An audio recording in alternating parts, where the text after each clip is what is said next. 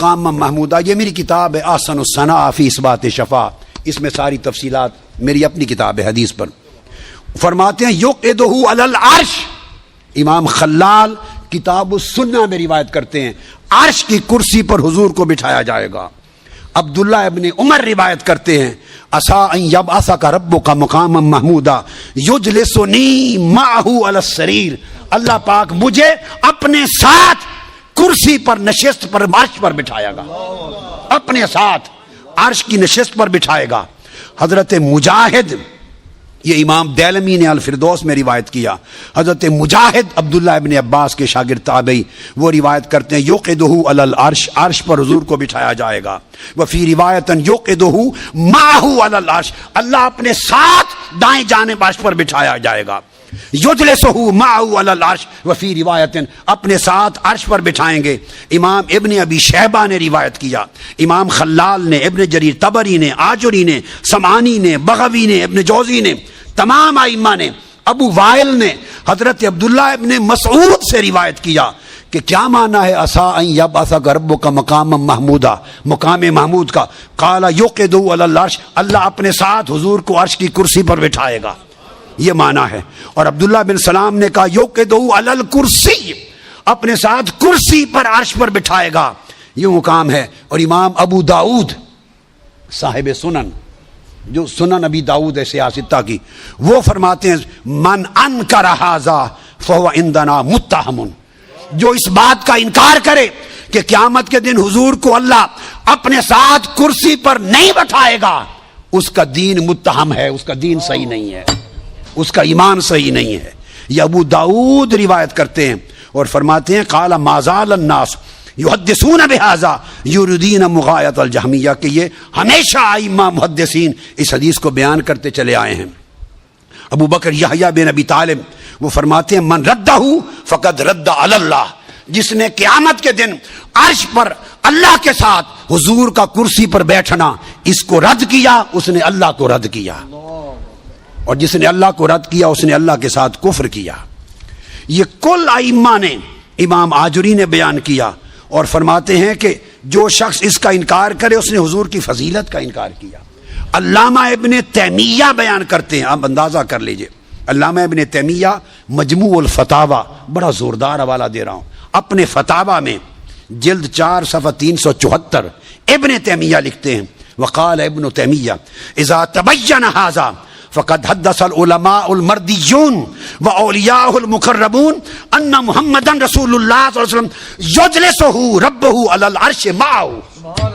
ابن تیمیہ جیسے شخص نے لکھ دیا کہ یہ چیز علماء مردیون نے اور اولیاء مقبولون نے روایت صحیح کے ساتھ ثابت کر دی ہے کہ قیامت کے دن اللہ حضور کو اپنے ساتھ عرش پر کرسی پر بٹھایا جائے گا۔ اور اس کو پھر آگے بیان کرتے ہیں، اور یہ وجوہ اخرى مرفوع اور غیر مرفوع طریق سے راوی۔ امام ابن حجر اسقلانی بیان کرتے ہیں شارح بخاری کہ قول مجاہد یجلسہ معہ علی العرش لیس بمدفوع لا من جہت العقل ولا من جہت النظر، قیامت کے دن عرش پر اللہ کے ساتھ حضور کا کرسی پر بٹھایا جانا یہ نہ عقل کے اعتبار سے رد کیے جانے کے قابل ہے، نہ نقل و روایت کے اعتبار سے رد کیے جانے کے قابل ہے۔ یہ امام اسقلانی نے فتح الباری جلد 11 صفحہ 426 اور 427 پر، امام قسطلانی نے بھی بیان کیا، ابن جریر طبری نے، امام ابن عطیہ اندلسی نے، امام بغوی نے، ابن الجوزی نے، امام قرطبی نے، کل محدثین، امام خازن نے، الغرض علامہ شوکانی نے، قاضی ثناء اللہ پانی پتی نے، جمال الدین قاسمی نے، علامہ آلوسی نے، کل محدثین اور مفسرین آج تک اجماع کے ساتھ اس حدیث کو بیان کرتے چلے آ رہے ہیں۔ کبھی سنائی کسی اور طبقے نے، میں عاشقان رسول کی بات نہیں کر رہا، بتائی جاتی ہے حضور کی یہ شان، یہ مقام بتایا جاتا ہے؟ مجھے بتائیں کہ عرش کے دن آقا کے مقام کو دکھایا جائے گا کہ جو دنیا میں اندھا رہا کم سے کم آج دیکھ لے کہ مقام کیا ہے۔ رب صدر مجلس قیامت ہوگا، رب صدر مجلس قیامت ہوں گے، عرش پر ایک کرسی 2 کرسیاں ہوں گی، اور حضور اس دن کے مہمان خصوصی ہوں گے، اور مہمان خصوصی کو اپنے ساتھ دائیں جانب کرسی پر بٹھا کر جب حساب و کتاب شروع ہونے والا ہوگا، رب صدر مجلس مہمان خصوصی سے پوچھیں گے، سونے 10 امت واسطے کی چاہنا ہے، کیا کروں آپ کی امت کے ساتھ؟ حضور جس طرح چاہیں گے ویسے حساب ہوگا، میرے آقا جیسے چاہیں گے حساب ہوگا۔ اور رہ گیا بائبل کا لفظ دائیں جانب، وہ ترمذی شریف کی حدیث اٹھا لیجیے، ابو ہریرہ روایت کرتے ہیں، ثم اقوم عن یمین العرش، اللہ کی دائیں جانب عرش پر میں کھڑا ہوں گا، اور خلائق میں کوئی ایسا نہیں جو میرے مقام کو پا سکے۔ اب یہاں بھی ایک تطبیق کر دوں، کوئی کہہ سکتا ہے کہ ایک حدیث میں تو قیام کا ذکر آیا، فرمایا کہ میں کھڑا ہوں گا دائیں جانب، اور میں نے ساری حدیثیں اور روایتیں جلوس کی بیان کر دی کہ کرسی پر بٹھائے جائیں گے، تو کیا حقیقت ہے، قیام ہوگا یا جلوس ہوگا، کھڑے ہوں گے یا بیٹھیں گے کرسی پر؟ دونوں درست ہیں۔ کیسے؟ اللہ رب العزت کے عرش پہ کرسی پر جلوہ گر ہونے سے پہلے آقا علیہ السلام اپنی مقام ابدیت میں ادب خدا میں کھڑے ہوں گے، ادب الوہیت میں آپ کھڑے ہوں گے کہ خدا کے سامنے خود بیٹھنا یہ شان ابدیت نہیں، ادباً خدا کے حضور کھڑے ہوں گے، کرسی پڑی ہوگی مگر آپ نہیں بیٹھیں گے، کھڑے ہوں گے۔ جب رب جلوہ گر ہوگا تو اپنی شان ابدیت میں قیام فرما ہوں گے، جب خدا دیکھے گا وہ شان محبوبیت میں فرمائے گا، سونا کھڑا نہیں ہونا، بیٹھ جا۔ حضور خود کھڑے ہوں گے، رب بٹھا دے گا۔ تو یہ قیام اور جلوس میں تطبیق ہو گئی۔ اس لیے کچھ حدیثیں جو قیام کے آئیں وہ حضور کی ادب ابدیت میں ہیں، جو جلوس کی آئیں وہ ادب الوہیت میں ہیں، اور جو بیان کرسی پر آئیں وہ حضور کی شان محبوبیت میں ہیں۔ حاضرین محترم، اب دیکھیے جو آج آقا کو علیہ السلام نے امت کو جو حدیثیں بتائیں ہم تک پہنچیں، وہ آج کے دن تک بائبل میں بھی درج ہیں، گوسپل میں درج ہیں کہ عرش پر اللہ کی دائیں جانب پہ حضور بیٹھے ہوں گے۔ یہ وہ سبق تھے جن کا عقیدہ پختہ کیا گیا تھا کہ اسی پر مدار نجات ہے، مرو گے قبر میں، قیامت کے دن نجات اسی مقام کی پہچان اور اسی عقیدے پر ہے۔ ان کی بخشش بھی اسی عقیدے کے ساتھ تھی، ہماری بخشش بھی اسی عقیدے کے ساتھ ہے۔ اور حاضرین محترم، میں گفتگو کو آخری حصے میں لے جانے کے لیے بہت چیزیں ہیں مگر چند موٹی چیزیں بتا دوں۔ ایسا عقیدہ، مقام مصطفیٰ کی ایسی معرفت کہاں سے لی جائے، کہاں سے لی جائے؟ بڑی صاف بات ہے، ایسا عقیدہ، ایسی معرفت لینے کی دو ہی جگہ ہیں، قرآن سے لی جائے، کیا؟ قرآن سے لی جائے اور حدیث سے لی جائے۔ قرآن اور حدیث جو عقیدہ بتائیں وہی حق ہے۔ ہم نے بدقسمتی سے اپنے تصورات گھڑ رکھے ہیں، ہمارے اپنے معیارات ہیں، اپنے مسلکی اور فرقہ وارانہ تصورات ہیں، اور ہم پھر اس پر قرآن اور حدیث کو ڈالنا چاہتے ہیں۔ ہم قرآن و حدیث پر قاضی بنتے ہیں، نہیں، خالی و ذہن ہو جائیں، جو قرآن اور حدیث مصطفیٰ اور صحابہ کا عمل بتائے اس سے عقیدہ لے لیں، اور اپنے ذہن میں جو کچھ ہے اسے قربان کر دیں۔ اگر درست ایمان لانا ہے تو قرآن اور حدیث نے جو بتایا اس پر آ جائیں۔ ہمارا عالم یہ ہو گیا ہے، ہماری جہالت کے باعث ہمارا عالم یہ ہے کہ اگر حضور کا ذکر اللہ کے ذکر کے ساتھ کر دیا، اللہ رسول کی بات اکٹھی کر دی، ہمارے تصور توحید میں لرزہ ہو جاتا ہے۔ ہم کہہ جاتے ہیں رسول کو اللہ کے ساتھ ملا دیا، رسول کو اللہ کے ساتھ ملا دیا، استغفر اللہ العظیم۔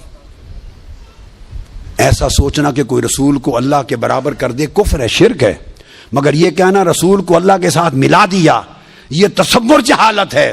ارے ملایا اسے جاتا ہے جو پہلے پھوڑا ہوا ہو، جو پہلے جدا ہو۔ رب نے تو رسول کو اپنے آپ سے جدا ہی نہیں کیا، ہم نے کیا ملانا ہے؟ ہم نے کیا ملانا ہے؟ اس نے کبھی اپنے محبوب کو اپنی ذات سے جدا نہیں کیا۔ قرآن مجید میں 100 آیات ہیں، 100۔ میرا مقدمہ معارج و سنن میری کتاب حدیث کی 8 جلدوں میں آئی ہے۔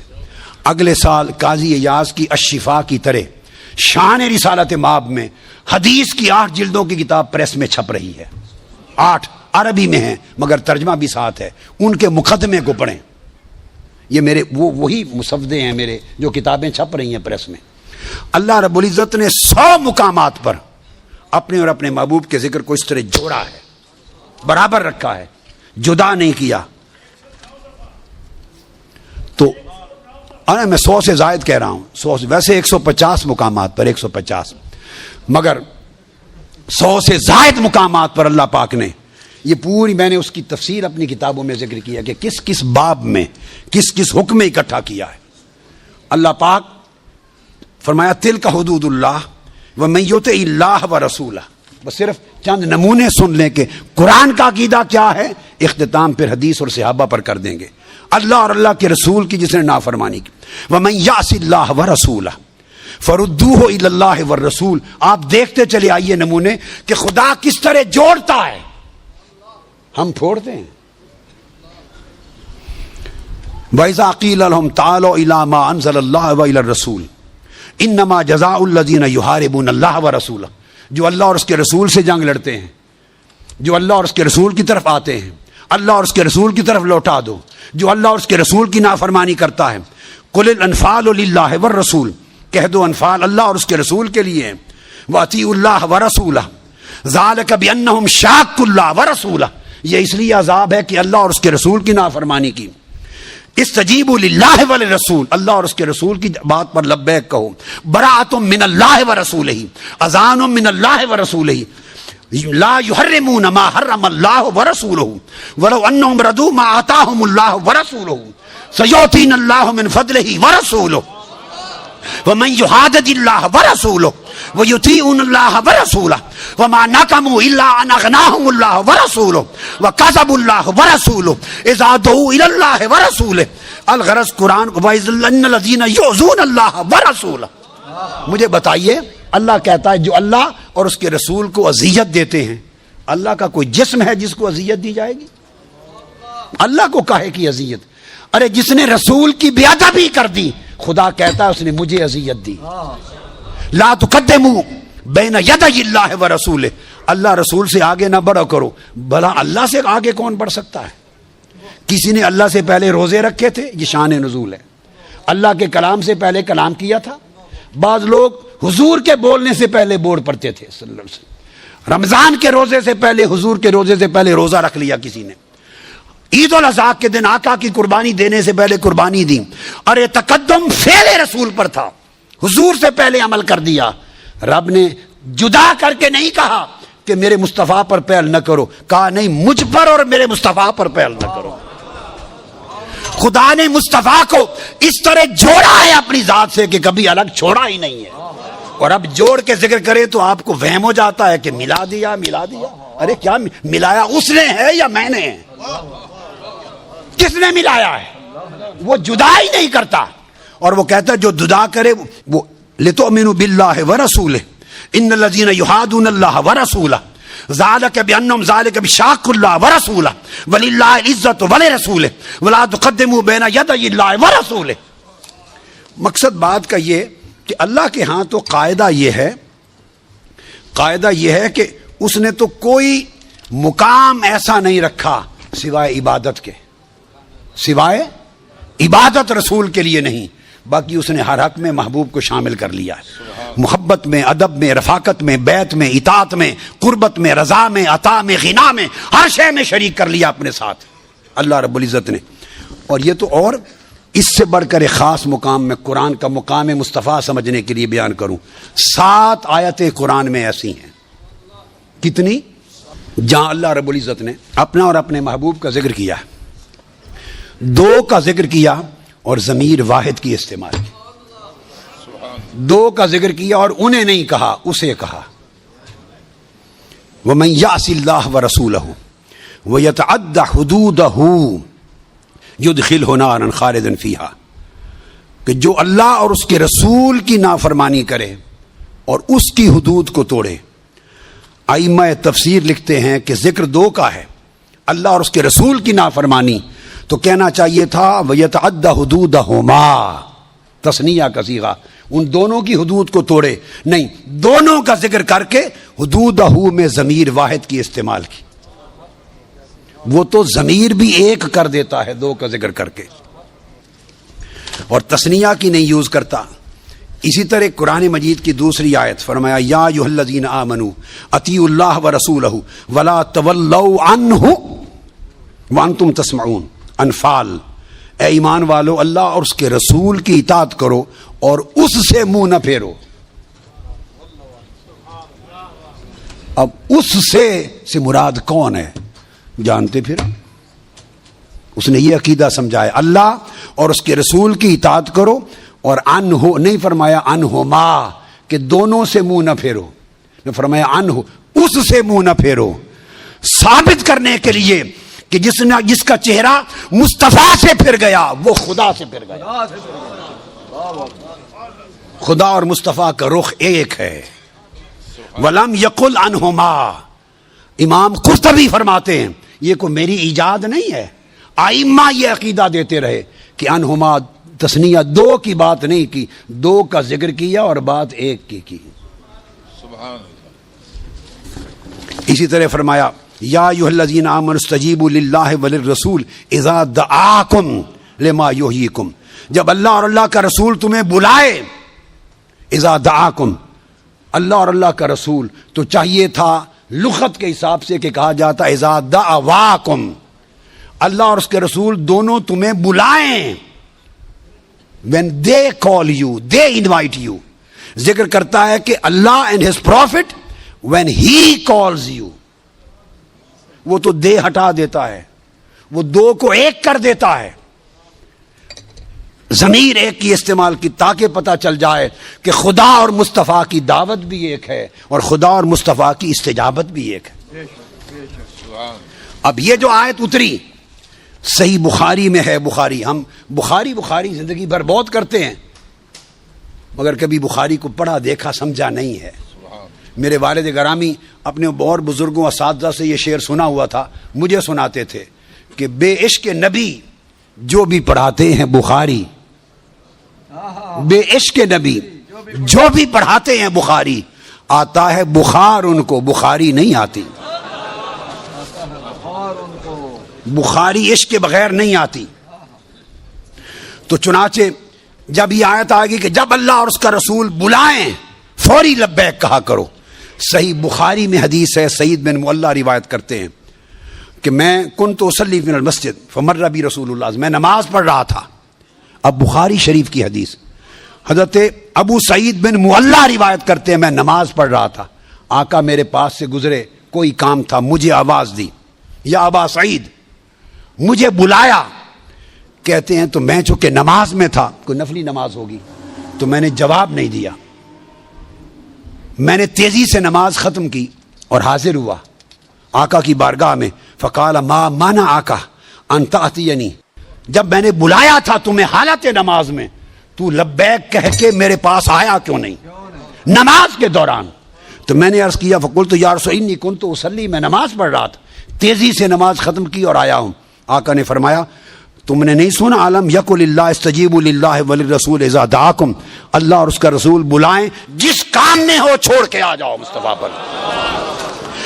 اور مسند احمد بن حنبل اور ترمذی میں ابو ہریرہ سے مروی ہے رضی اللہ عنہ، روایت کرتے ہیں وہ نماز پڑھ رہے تھے، آقا علیہ السلام گزرے، آواز دی یا ابی، اے ابی ابن کعب، فالتفت ابی ولم یجبہ، جب آقا کی آواز سنی حالت نماز میں ہے تو حضور کی آواز سنی تو بے ساختہ قابو نہ رہا، فوری چہرہ پھیر کے آقا کی طرف دیکھ لیا، چہرہ پھر گیا یا ابی سن کر، نماز میں آقا کی طرف التفات کر لیا، دیکھ لیا مگر جواب نہ دیا، تیزی سے نماز ختم کی، فخفف ثم انصرف الی رسول اللہ فقال السلام علیک یا رسول اللہ، حاضر ہوئے سلام عرض کیا تو آقا نے فرمایا ابی ما مانا آقا یا ابی ان تجیبنی اذا دعوتک، جب میں نے تمہیں آواز دی تھی اور تم نے مڑ کے دیکھا بھی مگر دوڑ کے آئے کیوں نہیں میری بارگاہ میں لبیک کر کے؟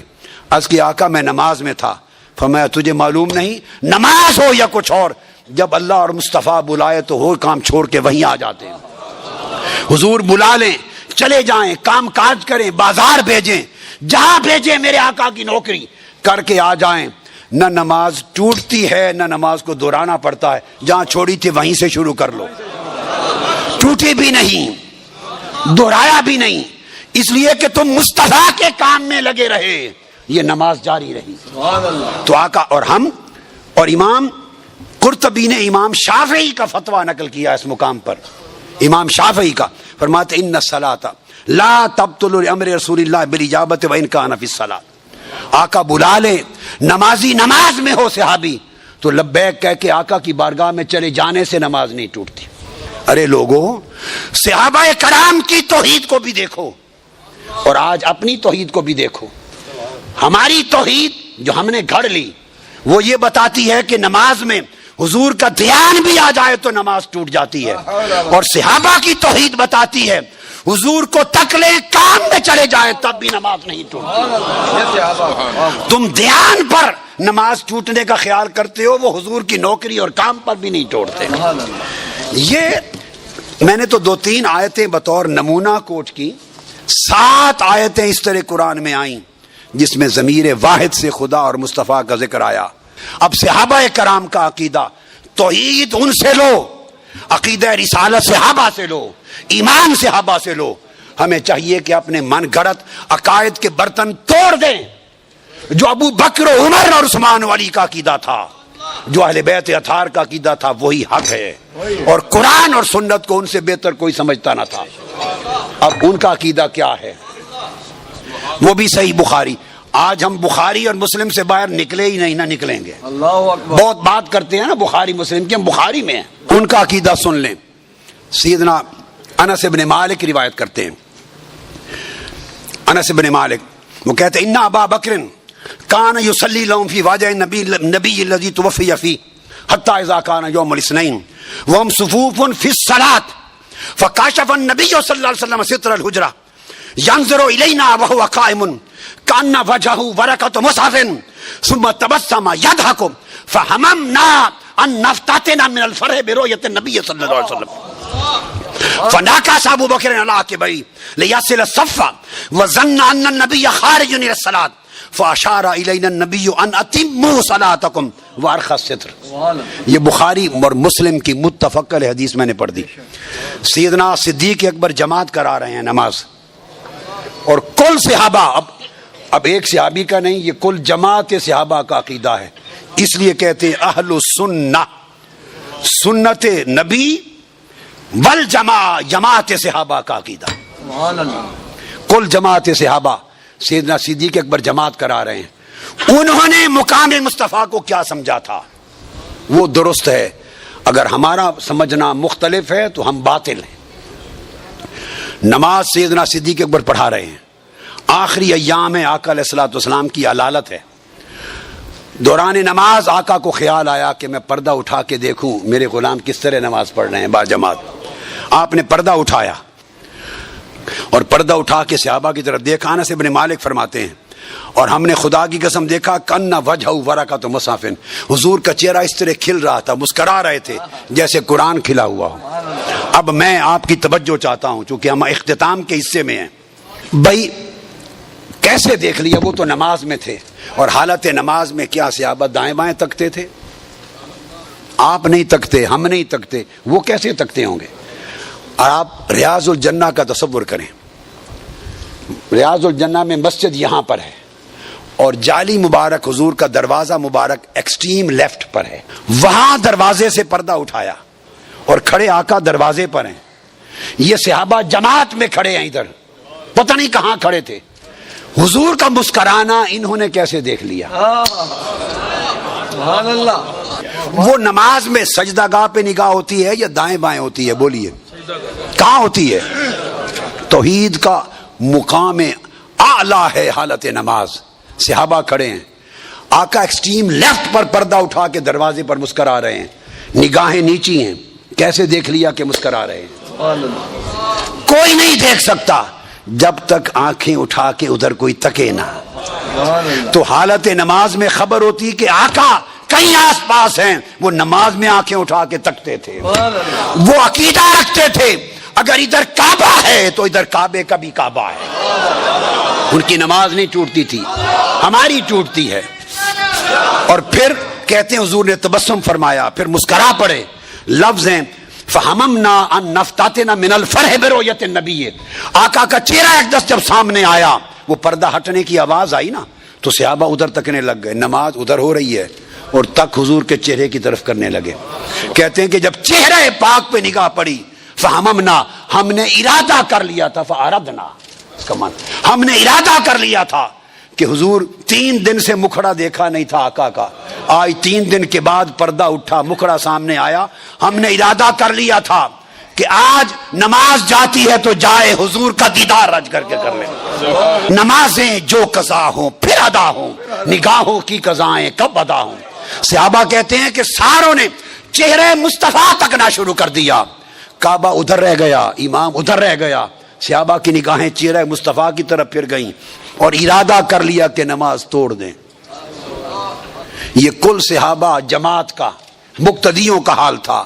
ذرا امام کا حال خبر بھی لے لیں، ان کے چہرے ادھر پھر گئے. امام سیدنا صدیق اکبر تھے، انہوں نے سمجھا کہ شاید آقا باہر آ گئے ہیں، حضور آ گئے ہیں، سمجھا کہ حضور آ گئے. فناکس ابو بکر علی عقبیہ لیسر الصف، صرف اتنا جان کر کے حضور نکل آئے ہیں، ادب مصطفیٰ میں مصلی چھوڑ دیا. نماز خدا کی ہو رہی ہے، ادب مصطفیٰ کا ہو رہا ہے، یہ توحید ہے. ان کی نمازیں نہیں ٹوٹتی تھی حضور کی محبت سے، حضور کے ادب سے، حضور کے چہرے کو تکنے سے، حضور کی خاطر مصلی چھوڑ دینے سے. دھیان کیا رہ گیا؟ دھیان کیا ہے؟ دھیان کیا ہے؟ ان کا دھیان بھی مصطفیٰ تھا، ان کا گیان بھی مصطفیٰ تھا، ان کا وجدان بھی مصطفیٰ تھا. وہ حضور کی حال میں فنا ہو جاتے، آپ نے مصلی چھوڑ دیا تو سمجھا کہ آقا تشریف لے آئے. جب حضور نے دیکھا کہ یہاں تو سما ہی بدل گیا، سارا پلٹ گیا، تو ہمیں اشارہ کیا نتموا صلاتکم، نمازیں مکمل کر لیں. نہیں فرمایا کہ نمازیں ٹوٹ گئیں دوبارہ پڑھ لیں، نہیں فرمایا کہ نمازیں ٹوٹ گئیں دوبارہ پڑھ لیں. چہرے بھی پھر گئے، مصلی بھی چھوٹ گئے، سما بھی بدل گئے، تو فرمایا نماز مکمل کر لو. آقا نے تصدیق کی مور لگا دی کہ اس طرح مجھے تکنے اور مجھ میں محو ہونے سے نمازیں نہیں ٹوٹتی، نمازیں کمال پہ پہنچتی ہیں، با کمال ہوتی ہیں. فرمایا پوری کر لو. پھر آقا علیہ السلام نے پردہ ڈال دیا سارا. اب تصور یہ ہے، اسی طرح سہل بن سعد ساعدی روایت کرتے ہیں، یہ صحابہ کا عقیدہ، وہ مقام مصطفیٰ کو پہچانتے تھے. اور یہ حدیث جو اب بیان کر رہا ہوں یہ بھی بخاری مسلم کی متفق علیہ. فرماتے ہیں کہ آقا علیہ السلام بنو عمرو بن عوف کے درمیان جھگڑا تھا، صلح کروانے کے لیے تشریف لے گئے. نماز کا وقت آ گیا، مسجد نبی نے مؤذن نے اذان دے دی، اذان دے دی. اب وہ جو بات تھی لتبیننہ لیبیننہ، حضور کی شان کو کھول کھول کر بیان کریں. میں آپ کو پیمانہ دے رہا ہوں، سارے ہی اچھے ہیں، میں تو سب سے ماڑا ہوں، مگر یہ جاننے کے لیے کہ کس کا عقیدہ صحیح کس کا غلط، کون حضور کا وفادار اور کون تاجدار کائنات کا غدار، کس کی قبر اور آخرت میں بخشش ہوگی اور کون زنجیروں میں جکڑا جائے گا، یہ جاننا ہو تو دیکھا کریں کہ حدیث مصطفیٰ کی کتب سے چن چن کے حضور کی شانوں کی حدیثیں کون بیان کرتا ہے اور کون عمر پر خطاب کرتا ہے اور چھپا جاتا ہے.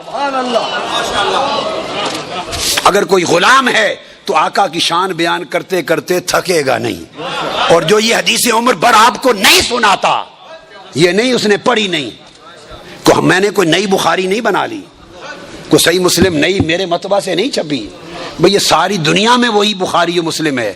اگر کوئی نہیں بتاتا نمازیوں کو تو سوال سوچنے والا ہے کیوں نہیں بتاتا؟ مقام مصطفیٰ کا عقیدہ صحیح نہیں. تو وہ فرماتے ہیں کہ اذان کہی، سیدنا صدیق اکبر سے کہا کہ نماز پڑھائیں گے، کہا نام، فصلی ابو بکر، آپ نے نماز پڑھا دی.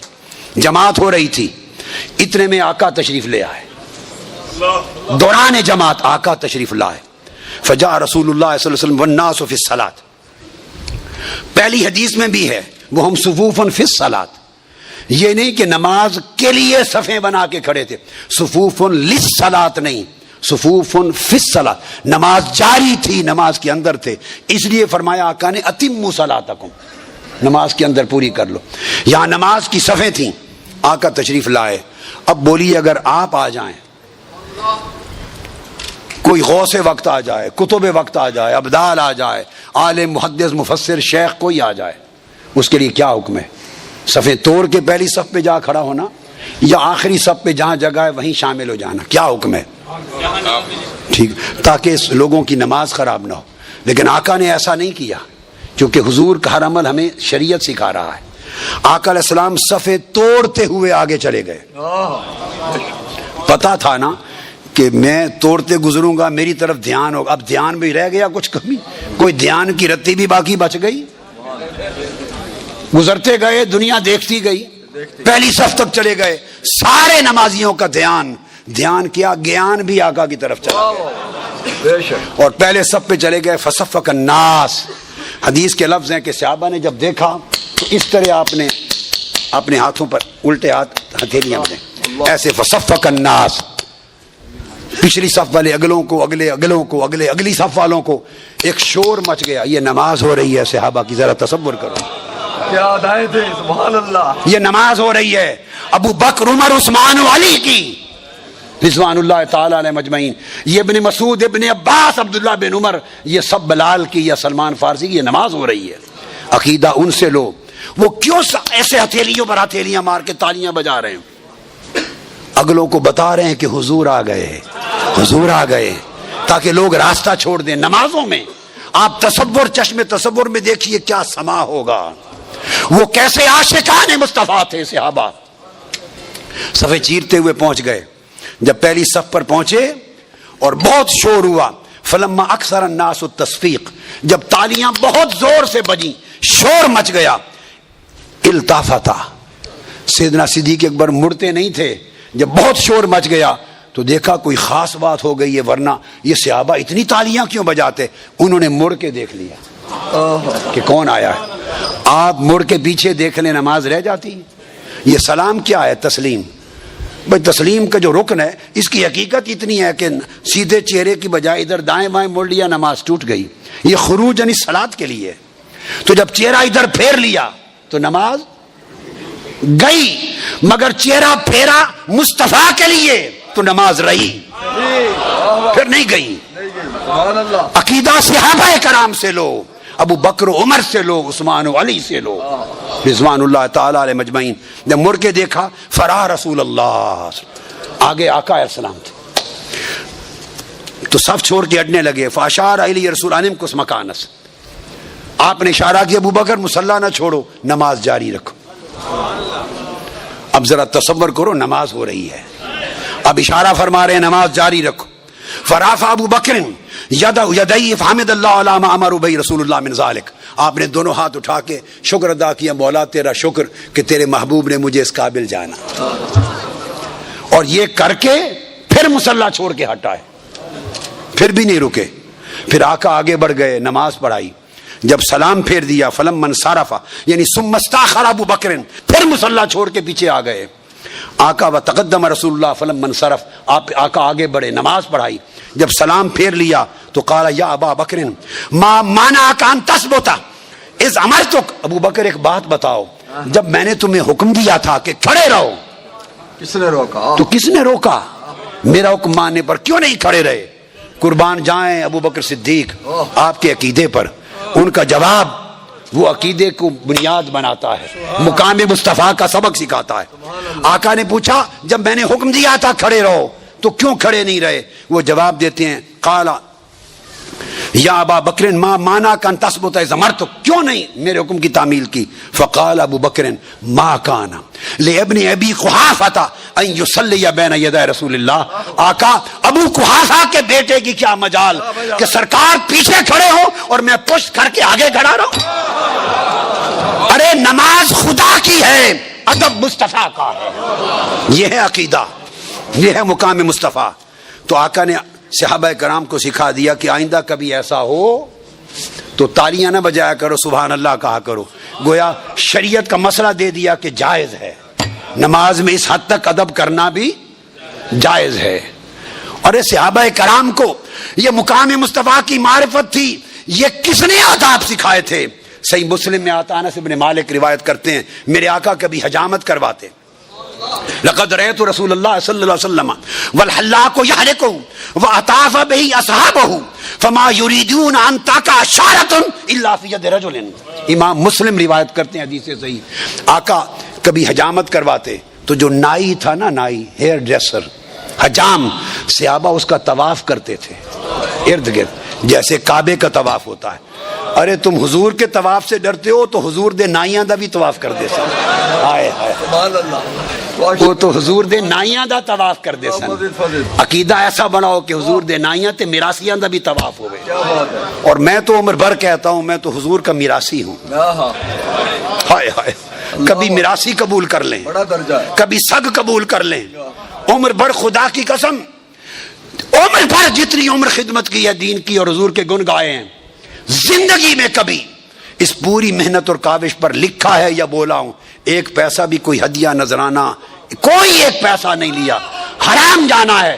صرف ایک چیز کا منتظر ہوں کہ جب ملاقات ہو قیامت کے دن تو کہہ دیو کتیا اچھی خدمت کی تھی، تیرے نال راضی ہیں، لب مسکرا پڑے اور کہہ دے کہ نوکرا کتیا تیرے تے خوش ہیں، تو چنگی نوکری کیتی ہے۔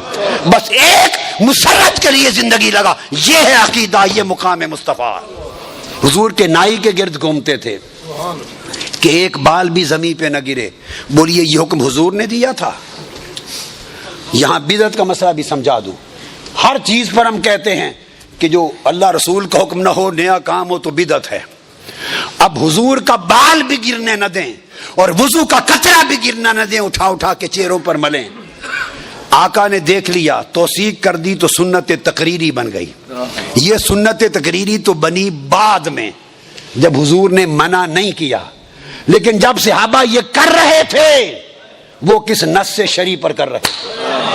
کون سی دلیل تھی قرآن کی؟ یہ کون سا حکم تھا رسول کا؟ نہ قرآن کی آیت نے کہا تھا کہ وضو کا ایک ایک قطرہ جو مصطفیٰ کے پاؤں سے قدموں سے لگے اس کو بھی مل لیا کرو، ایک ایک بال سنبھال لیا کرو اور خالد بن ولید کی ٹوپی میں رکھ لیا کرو اور جہاد۔ نہ قرآن نے یہ سبق دیا تھا، نہ حضور نے فرمایا تھا۔ سنت تقریری تو بعد میں بنی جب ہو گیا عمل اور حضور نے توثیق کر دی، لیکن جب صحابہ نے کیا کس دلیل شرعی سے کیا؟ نہ کوئی نص قرآن تھی نہ نص حدیث، ہاں ایک نص تھی اور وہ نص عشق تھی، وہ نص عشق تھی۔ اور عشق اور محبت جو ادب سکھاتا ہے، صحابہ نصوص کو نہیں دیکھتے تھے، وہ عمل کر کے ہمارے لیے شریعت کو متعین کرتے تھے۔ یہ ان کا طریقہ تھا صحابہ کرام کا۔ اور پھر جب عالم عقیدے کا اور ادب کا یہ تھا کہ مثلا حضرت عباس بن عبد المطلب سے مغیرہ بن ابی رضی روایت کرتے ہیں، امام حاکم اور ابن ابی شیبہ حدیث صحیح کو روایت کیا، رجال صحیح، فرماتے ہیں حضور کے چچا حضرت عباس بن عبد المطلب سے پوچھا، حضور کے چچا حضرت عباس سے پوچھا ایما اکبر انت ام النبی، اے عباس تواڈے دونوں چ وڈا کون ہے؟ آپ بڑے ہیں یا حضور؟ عمر میں کیا مراد ہے؟ عمر میں بڑا کون ہے؟ ادب صحابہ سے سیکھو، یہ مقام مصطفیٰ ہے۔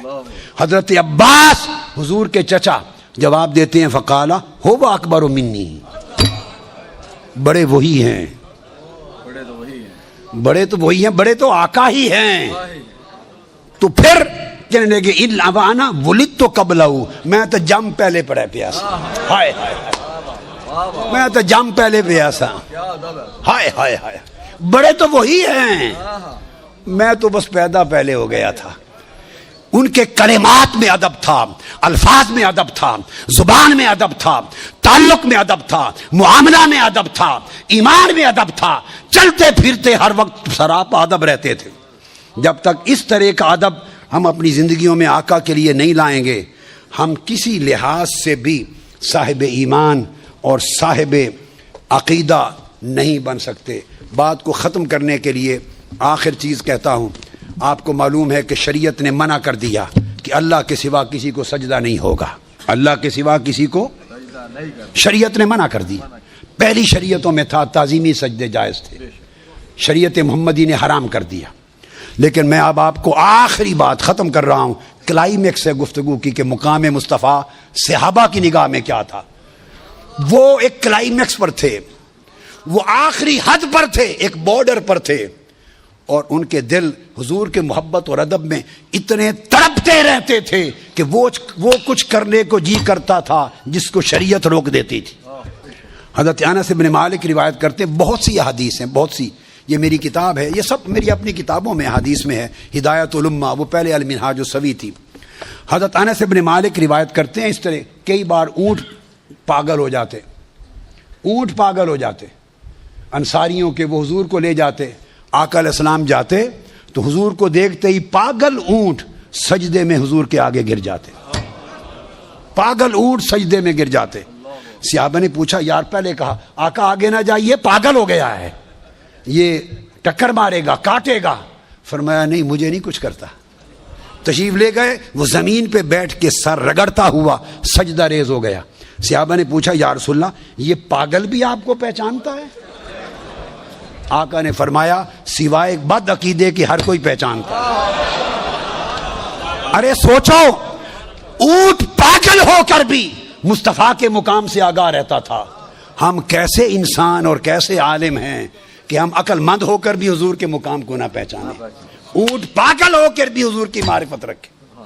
تو اونٹ فلما ناظر الجمل الی رسول اللہ صلی اللہ علیہ وسلم، جب اونٹ نے دیکھا، یہ امام احمد بن حنبل کی مسند کی روایت، امام دارمی کی، طبرانی کی، اسنادہ حسن، اسناد حسن ہے۔ جب پاگل اونٹ نے دیکھا اقبل نحوہ حتی خر ساجدا بین یدیہ، جھکتا ہوا آیا حضور کے سامنے سجدہ ریز ہو گیا۔ آقا علیہ السلام نے اس اونٹ کے سر کے بال سے پکڑا، کس طرح پکڑا؟ یہاں سے ایسے، اونٹ کو یہاں سے پکڑ کے مالکوں کے سپرد کیا، جا اس تو کمل ہے، سیدھا ہو گیا۔ کوئی وظیفہ نہیں پڑا، دم نہیں کیا، مالک ہے کائنات کے، مالک ہے، پکڑ کے سیدھا کر دیا، جاؤ کام لو۔ جب یہ عمل دیکھا، اب سنیے، فقال لہو اصحابہ، جتنے صحابہ موجود تھے، ابو بکر، عمر، عثمان، علی، سب آقا کی بارگاہ میں عرض کیا یا رسول اللہ ھذہ بہیمۃ لا تعقل تسجد لک، یہ اونٹ، یہ جانور، ان کی عقل ہی کوئی نہیں، بے عقل ہیں، بے شعور ہیں، یہ حضور کو سجدہ کرتے ہیں، یہ حضور کو سجدہ کرتے ہیں۔ وَنَحْنُ نَعْقِلُ فَنَحْنُ أَحَقُّ أَن نَّسْجُدَ لَكَ، ہم عقل و شعور والے ہیں، اجازت دیں ہم بھی آپ کو سجدہ کیا کریں۔ یہ بارڈر لائن پر تھے، ان کے دل تڑپتے رہتے تھے عشق مصطفیٰ میں، ادب مصطفیٰ میں، محبت مصطفیٰ میں، وہ کچھ کر گزرے، شریعت روکتی تھی، کر نہیں سکتے تھے۔ عرض کیا، اجازت مانگی، آقا اونٹ سجدے کرتے ہیں، بکریاں سجدے کرتی ہیں، عقل اور شعور بھی نہیں، ہم عقل مند لوگ ہیں، آقا اجازت دیں کہ ہم بھی سجدہ کریں۔ نحن نعقل فنحن احق ان نسجد لک، مسند امام احمد بن حنبل، سنن دارمی، طبرانی، حدیث اسنادہ حسن، مقبول حدیث ہے۔ یا رسول اللہ اجازت دیں ہم آپ کو سجدہ کریں۔ قالوا یا رسول نحن احق بالسجود لک من البہائم، دوسری روایت میں ہمارا حق زیادہ ہے۔ آقا نے فرمایا نہیں، میری شریعت میں کسی انسان کو جائز نہیں کہ انسان کو سجدہ کرے، میری شریعت میں منع کر دیا گیا۔ یعنی صحابہ کرام اجازت مانگتے، حضور منع کر دیتے۔ مسند احمد بن حنبل کے سوا حافظ ابن کثیر نے ایک اور حدیث حضرت عائشہ صدیقہ سے مروی، وہاں صحابہ کہتے ہیں اسی طرح یا رسول اللہ یہ بہائم تسجد لک البہائم والشجر، درخت، پودے، درخت اور بہائم سجدہ کرتے ہیں۔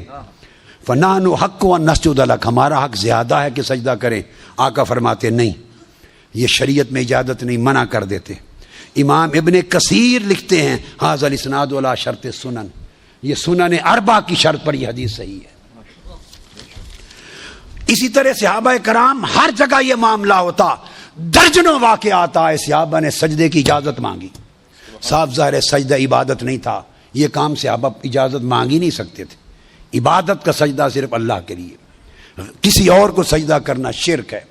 جو اجازت مانگتے تھے ادب و تعظیم کے سجدے کے لیے، آقا نے فرمایا نہیں۔ یہاں تک کہ اگلی حدیث ایک بیان کروں، امام ابو نعیم اور امام مقدسی نے روایت کی، انس بن مالک راوی ہیں، ایک دن تو یہاں تک آ گیا کہ بکریوں نے سجدہ کیا میرے آقا کو، صحابہ بیٹھے ہیں، سیدنا صدیق اکبر کھڑے ہو گئے، ابھی تک عام صحابہ کی بات ہو رہی تھی، اب سیدنا صدیق اکبر کھڑے ہو گئے۔ قال ابو بکر یا رسول اللہ انا نحن حق بالسجود لک من هذه البہائم، آقا ان بکریوں اور اونٹوں سے زیادہ حق ہمارا ہے کہ آپ کو سجدہ کریں۔ ابو بکر صدیق نے حضور کو سجدہ کرنے کی اجازت مانگی۔ آقا نے فرمایا نہیں.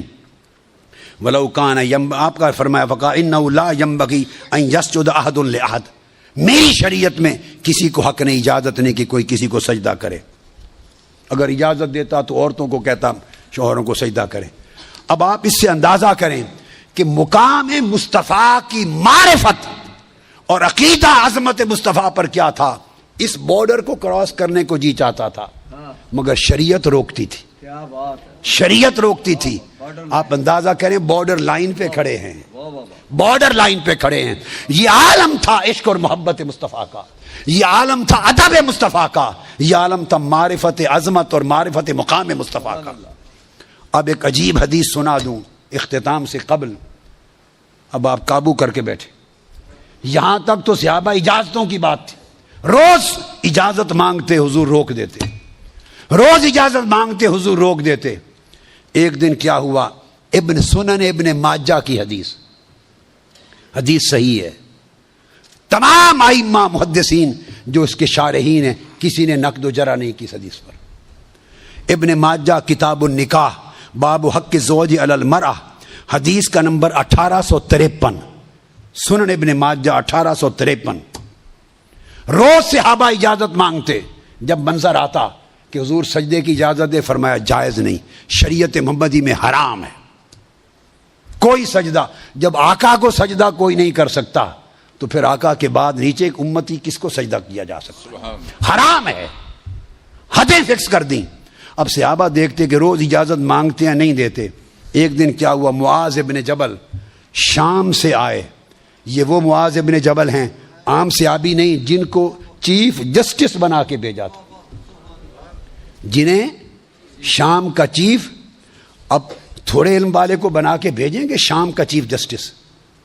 جاتے ہوئے جن سے پوچھا تھا کیف تقضی یا معاذ، فیصلے کیسے کرو گے؟ قال بکتاب اللہ، قال فإن لم تجد قال بسنت رسول اللہ، قال فإن لم تجد فیہ ما قال ثم اجتہد برأیہ. عالم فقیہ معاذ ابن جبل، فقیہ جن کو قاضی القضات چیف جسٹس بنا کے بھیجا، اس معاذ ابن جبل کی بات بتا رہا ہوں. کوئی عام صحابی نہیں ہے. شام سے لوٹے، انہوں نے دیکھا روز اجازت مانگتے ہیں آقا نہیں دیتے تو ہر روز رک جاتے ہیں. اب اجازت مانگے بغیر دھڑام سجدہ کر دیا میرے آقا کو. ہائے ہائے ہائے ہائے، کیا بات ہے. ارے عقیدہ مقام مصطفیٰ کا صحابہ سے لو، مجھ سے نہ لو، کسی عالم سے نہ لو. ہر ایک کا دیا ہوا غلط ہو سکتا ہے، صحابہ اور اہل بیت کا دیا ہوا عقیدہ غلط نہیں ہو سکتا. احادیث نبوی کا، معمولات صحابہ کا جو فہم قرآن اور حدیث کا ان کو تھا وہ کسی اور کو قیامت تک. انہوں نے کہا روز اجازت منگنے ہیں تو حضور روک دیں دیں، روز اجازت منگنے ہیں روک دیں دیں. آج اجازت ہی نہیں مانگتے، دھڑام سجدہ کر دیا. سنا کبھی آج تک؟ بولیے. یہ حدیث میں گھڑ کے لایا ہوں. اب آپ کو کوئی نہ بتائے. میرے ابا جی قبلہ رحمۃ اللہ علیہ جب مجھے سیاستہ پڑھا رہے تھے بخاری مسلم، تو انہوں نے اس دوران مجھے یہ بات بتائی کہ اوائل زمانے میں ایک مولوی صاحب تھے جن سے انہوں نے ابتدائی صرف و نحو منطق وغیرہ کی کتابیں فنون کی پڑھی. یہ میرے والد گرامی رحمۃ اللہ علیہ نے خود بتایا کہ ان سے جب پڑھتا تھا تو درمیان میں کبھی حدیث کی بات بھی آ جاتی، کوئی کتاب اٹھا لیتا میں، اس میں حضور کی شان میں یہ. وہ استاد جو ان کے تھے وہ ایک خاص مکتب فکر کے تھے. میرے ابا جی قبلہ رحمۃ اللہ تعالیٰ علیہ نے مجھے فرمایا کہ جب میں وہ صفحہ نکالتا نا حضور کی شان کی حدیثوں والا، جنگ کی زبان تھی پنجابی، جنگ کے تھے، تو وہ کہتے تھے وہ چھوڑ دے اس صفحے نو، چھوڑ دے. کیوں؟ اتنے دھاگے وٹے ہوئے ہیں. مطلب اس کو چھوڑ دے، اگوں پڑھ اگوں پڑھ اگوں پڑھ. جہاں حضور کی شان آتی کہتے دھاگے وٹے ہوئے نہیں تھے. میرے مصطفیٰ کی حدیثیں رد کر دیتے، مگر جو بات الزام اپنا گھر رکھا ہے اس کو اونچا سمجھنا اور قرآن و حدیث کو نیچا کرنا ہے. ایسے خیالات سے توبہ کرو. آج عقیدہ شان مصطفیٰ کا اور مقام مصطفیٰ کا تحفظ جس عقیدے سے ہو وہ سبق لے کے جاؤ، اس کو ہر جگہ پھیلاؤ. تو حضرت معاذ بن جبل آئے. حضرت عبداللہ بن ابی اوفا حدیث کے راوی ہیں. ابن ماجہ کتاب النکاح باب حق زوج علی المرأہ حدیث نمبر 1853 کوٹ کر رہا ہوں. 1853 ابن ماجہ گھر جا کے دیکھ لیں. واپس آئے. فلما قدم معاذ من الشام سجد للنبی صلی اللہ علیہ وآلہ وسلم. معاذ ابن جبل آئے آقا کے سامنے سجدہ کر دیا. قال ما ھذا یا معاذ. آقا نے پکڑ لیا, فرمایا معاذ کیا کر رہے ہو, یہ کیا کر دیا؟ قال اتیت الشام فوافقتهم يسجدون لاساقفتهم وبطارقتهم فوجدت في نفسي ان نفعل ذلك بك. آقا میں شام گیا, میں نے دیکھا وہ اپنے بڑے عزت والے اور بڑے اونچے درجے والوں کو سجدے کرتے ہیں. میں نے عمر پر دیکھا وہ بڑوں کو سجدہ کرتے تھے, تو آقا کائنات میں آپ سے بڑا کون ہے؟ اس لیے میرے دل میں آیا وہ اپنے بڑوں کو سجدہ کرتے ہیں تو میں آپ کو سجدہ کروں. سجدہ کر دیا. آقا نے فرمایا فقال رسول لا تفعلوا فإني لو كنت آمرا أحدا أن يسجد لغير الله لأمرت المرأة أن تسجد لزوجها. خبردار یہ نہ کرنا, اگر کسی کو اللہ کے سوا اور سجدہ کرنے کی اجازت ہوتی تو عورتوں کو حکم دیتا کہ سجدہ کیا کریں. آقا علیہ السلام نے منع کر دیا. یہ صحابہ کرام کا عقیدہ تھا کہ صحابہ کرام تڑپتے تھے. حضور کے مقام کی پہچان, آقا کی عظمت اور رفعت شان اتنی تھی ان کے تصورات میں, عقیدے میں. ادب اتنا عظیم تھا کہ بارڈر لائن پہ رہتے, ادھر توحید تھی ادھر عشق مصطفیٰ تھا, بس کراس نہیں کر سکتے تھے. جہاں عشق مصطفیٰ اور توحید کی حدیں مل جائیں اور ایک دوسرے کو نہ توڑیں, وہ مقام مصطفیٰ کا صحیح عقیدہ ہے. شان توحید اور عظمت رسالت کی دونوں حدیں جہاں مل جائیں, مرج البحرین بینہما برزخ لا یبغیان, اس میں برزخ ایمان ہو, کراس نہ کریں حدیں, جڑی رہیں تاکہ عبد عبد رہے, معبود معبود رہے, خدا خدا رہے, مصطفیٰ مصطفیٰ رہے, مگر دونوں خدا اور مصطفیٰ الگ بھی رہیں شان میں اور جدا بھی نہ ہوں. جب یہ مقام عقیدے میں آ جائے تو پھر آقا علیہ السلام کی اطاعت خدا کی اطاعت, حضور کی محبت خدا کی محبت, حضور کا ادب خدا کا ادب, آقا علیہ السلام کی حرمت خدا کی حرمت, حضور کی بیعت خدا کی بیعت, حضور کی طلب خدا کی طلب, حضور کی رضا خدا کی رضا, حضور کی عطا خدا کی عطا, حضور کا غنا خدا کا غنا, حضور کی قربت خدا کی قربت, حضور کی بے ادبی خدا کی بے ادبی, حضور سے منہ کا پھر جانا خدا سے مرتد ہو جانا. تو گویا عقیدہ اور ایمان کی جو پوری بنیاد ہے آقا علیہ السلام نے جو دی اور صحابہ کرام نے جو ہمیں سکھائی اپنے عمل سے, وہ شان آقا علیہ الصلوۃ والسلام کی یہ ہے. یہ مقام مصطفیٰ ہے. اور مقام مصطفیٰ اگر کسی کا اس پر عقیدہ درست نہیں, میں نے بتا دیا کوئی شے, آپ نے بخاری مسلم کی حدیث سن لی, کوئی شے کام نہیں آئے گی, کوئی شے کام نہیں آئے گی. لہذا امت کو چاہیے کہ آج کے دور میں بدقسمتی سے عقائد کی اتنی غلط تشریح ہو گئی, اسی وجہ سے فرقے بن گئے, اسی وجہ سے مختلف فرقوں میں جنگیں ہو گئیں اور امت مسلمہ ٹکڑے ٹکڑے ہو گئی. آقا علیہ السلام کی ذات اقدس امت کو جوڑنے کے لیے. آقا علیہ السلام حدیث پاک ہے صحیح بخاری میں فرمایا کہ حضور علیہ الصلوۃ والسلام ملائکہ کہہ رہے ہیں محمد فرق بین الناس, ففی روایت محمد فرق بین الناس. آقا علیہ السلام من اطاع محمدن فقد اطاع اللہ ومن عصا محمدن فقد عصى اللہ ومحمد فرق بین الناس وفرق بین الناس. جس نے حضور کا دامن پکڑ لیا اس نے اللہ کا دامن پکڑ لیا, جس نے حضور کو چھوڑ دیا اس نے اللہ کو چھوڑ دیا. حق اور باطل میں فرق صرف مصطفیٰ کی ذات کا ہے. نیک و بد میں, مومن و کافر کا فرق یہاں سے شروع ہوتا ہے. دنیا اور آخرت کی بخششیں حضور کے عقیدہ صحیح اور حضور کی سچی غلامی اور آپ کی عظمت کی معرفت میں ہے. اس عقیدے کو درست کر لیں, یہ نقطہ ارتکاز, نقطہ اتحاد, نقطہ فلاح, نقطہ نجات ہے. اسی سے سارے راستے خیر کے نکل آئیں گے. اس لیے اللہ پاک نے فرمایا, جو آیت میں نے شروع میں پڑھی تھی, فالذین آمنوا بہ, جو اس رسول پر اس شان کے ساتھ ایمان لائے, وعزروہ, اور رسول کا کمال درجہ ادب کرے, وناصروہ, اور اس رسول کے دین کی مدد کرے, واتبعوا النور الذی انزل معہ, اور پھر وہ حضور کے لائے ہوئے دین اور سنت کی اتباع کرے, اسی کو فلاح نصیب ہوگی. سارے گھوم کر مرکز و محور حضور کی ذات ہے, آقا علیہ السلام کی. یہ مبالغہ نہیں ہے زور دینا مقام مصطفیٰ پر, شان رسالت پر, یہ مبالغہ نہیں ہے.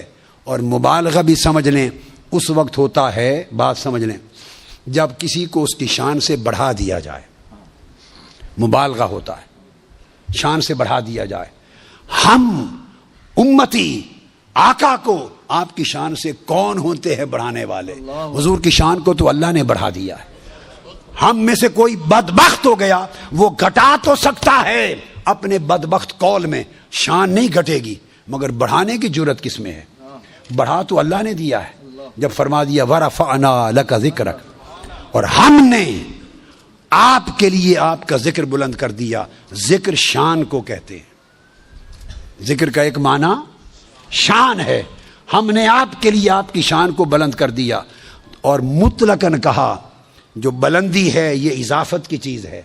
کہتے ہیں کہ یہ چیز، یہ چھت اس چھت سے بلند ہے، یہ مکان اس مکان سے بلند ہے، فلاں جگہ اس جگہ سے بلند ہے. بلندی کے لیے موازنہ اور مقابلہ ہوتا ہے کہ اس شے سے زیادہ بلند کر دیا. آقا کی شان کی بلندی میں اللہ رب العزت نے ساری اضافتیں ختم کر دی اور علل اطلاق فرمایا وَرَفَعْنَا لَكَ ذِكْرَكَ. کس شے کے مقابلے میں بلند کر دیا؟ کوئی شے شان مصطفیٰ کے مقابلے میں ہے ہی نہیں. جب مقابلہ ہی نہیں تو کیا بڑھانا کیا گھٹانا. ورفعنا، اور ہم نے بلند کر دیا. ورفع تو بھی کہہ سکتا تھا، مگر عربی لغت کا اور بلاغت کا قاعدہ یہ ہے کہ جب اللہ پاک کہے کہ میں نے کیا تب بھی وہی بات، ہم نے کیا تب بھی وہی بات، مگر جمع کا صیغہ استعمال کر کے ہم نے، وہ زور ڈالتا ہے نفس مضمون میں. جس مضمون پر تاکید اور زور قوت ڈالنی ہو اور سننے والوں کو جھنجھوڑنا ہلانا ہو اور طاقت ظاہر کرنی ہو، ورفعنا پھر وہ ہم کا لفظ استعمال کرتا ہے. تو فرمایا ورفعنا، ہم نے بلند کیا محبوب کا ذکر، محبوب کی شان. اب یہ ہم نے اس لیے کہا کہ وہ چیلنج کر رہا ہے اگر ہم سے کوئی بڑا ہے تو گھٹا کے دکھا دے. ہم ہیں بلند کرنے والے، اور ہم نے علل اطلاق بلند کر دی مصطفیٰ کی شان کہ کسی شے سے مقابلہ نہ رہا. اور جب علل اطلاق بلند کر دیا وَرَفَعْنَا لَكَ ذِكْرَكَ، اور مقابلے میں کوئی شے نہ رکھی، تو گویا کل عالم خلق سے بھی بلند ہو گئی حضور کی شان، عالم امر سے بھی بلند ہو گئی حضور کی شان، عالم مکہ سے بھی بلند ہو گئی حضور کی شان، سدرۃ المنتہا سے بلند ہو گئی حضور کی شان، عرش معلیٰ سے بلند ہو گئی حضور کی شان، اور عالم لامکہ سے بلند ہو گئی حضور کی شان، کعبہ قوسین سے بلند ہو گئی حضور کی شان، ثم دنا سے بلند ہو گئی، فتدلی سے بلند ہو گئی، کعبہ قوسین سے بلند ہو گئی. اور فرمایا او ادنا، اتنی بلند کی کہ اس کی کوئی حد ہی نہ رہی. جب رب نے حضور کی شان کی کوئی حد مقرر نہیں کی سوائے ایک حد کے کہ خدا خدا رہا، مصطفیٰ مصطفیٰ رہا. وہ خالق ہیں، حضور مخلوق، وہ معبود ہیں، حضور عبد، وہ محب ہے، حضور محبوب، وہ مرسل ہے، حضور مرسل. اس فرق احدیت اور فرق ابدیت کے سوا کوئی اور فرق نہ رہا. سو جو شخص اللہ اور اس کے رسول، اللہ اور اس کے رسول کو خدا بنائے وہ بھی کافر. جو رسول کو خدا بنائے، بولیے، وہ بھی کافر. اور جو رسول کو خدا سے جدا بنائے وہ بھی کافر. جو جدا بنائے وہ بھی کافر. رب نے اودنا کہہ کے حدیں اڑا دیں اور فرمایا کہ علل اطلاق شان بلند ہے. لوگو بس حضور کو خدا نہ جانو، حضور کو خدا نہ جانو، پر خدا سے جدا بھی نہ جانو. یہ عقیدہ صحیح ہے. جتنی چاہو شانیں بلند کر لو، آپ اور ہم، ہمارے ذہن، ہماری زبانیں، شانیں، تذکرے، الفاظ ختم ہو جائیں تب بھی حضور کی شان سے کم رہیں گے. ہم نے کیا بڑھانا ہے؟ بڑھا تو صرف خدا سکتا ہے، امتی حضور کی شان کو نہیں بڑھا سکتا. وہ پہلے اتنی بلند ہے. نیچے ہونے والا جو نیچے ہو وہ اوپر والے کو کیا بڑھائے گا؟ ہائے ہائے ہائے. جو خود نیچے ہے، کیا جملہ کہا، جو نیچے ہے وہ اپنے سے اوپر والے کو کیا بڑھائے گا؟ ارے اس کی تو دماغ، فہم، علم، ذکر، بیان بھی نہیں پہنچتا اس بلندی پر جس پر پہلے مصطفیٰ ہیں. ہم نے کیا بڑھانا ہے؟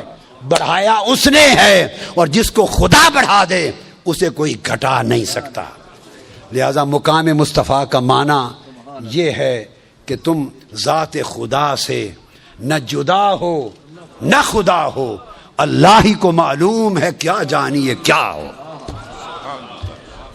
اس طرح آقا علیہ السلام کے عشق، محبت، ادب، تعظیم، توقیر کے تعلق میں اور مقام مصطفیٰ کی معرفت میں اس طرح جڑ جاؤ، دنیا اور آخرت میں ہر جگہ خیر ہوگی۔ اس عقیدے میں کمزوری رہ گئی، کوئی شے قبول نہیں ہوگی، ہر شے خوارج کی طرح رد کر دی جائے گی۔